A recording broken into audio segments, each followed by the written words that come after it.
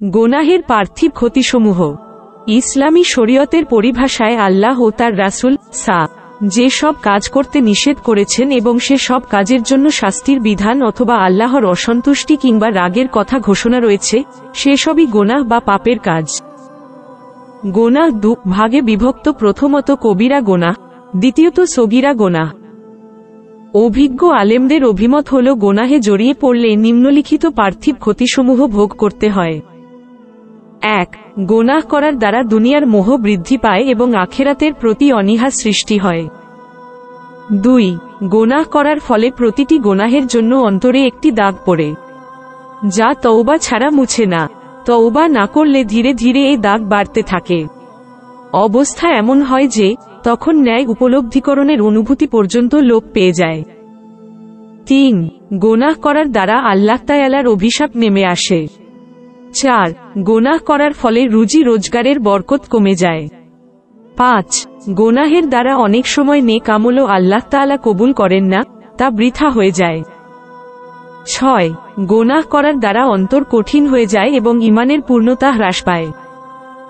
৭. নির্লজ্জ কাজকর্মে বিভিন্ন কঠিন রোগের আবির্ভাব ঘটে। ৮. যাকাত আদায় না করলে অনাবৃষ্টি দেখা দেয়। ৯. অবিচার ও ওয়াদা ভঙ্গ করলে শত্রুকে বিজয়ী করে দেওয়া হয়। ১০. মাপে কম দেওয়ার ফলে অনাবৃষ্টি, অভাব অনটন দেখা দেয় এবং বিচারক কর্তৃক জুলুমের শিকার হতে হয়। ১১. খেয়ান্ত করার দ্বারা শত্রুর আতঙ্ক মানুষকে ভীত সন্ত্রস্ত করে রাখে। ১২. দুনিয়ার প্রতি প্রবল আকর্ষণ ও মৃত্যুর ব্যাপারে উদাসীনতার দ্বারা শত্রুর মন থেকে ভয়ভীতি দূর করে দেওয়া হয়। ১৩.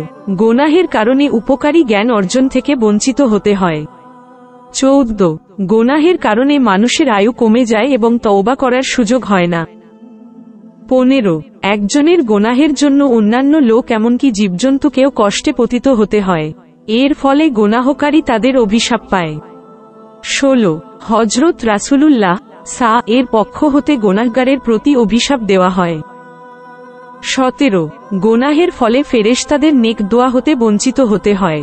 অনেক সময় গোনাহের কারণে ফেরেশতা থেকে শুরু করে আসমান ও পৃথিবীর সমুদয় কিছু তাকে অভিশাপ দিতে থাকে। ১৮.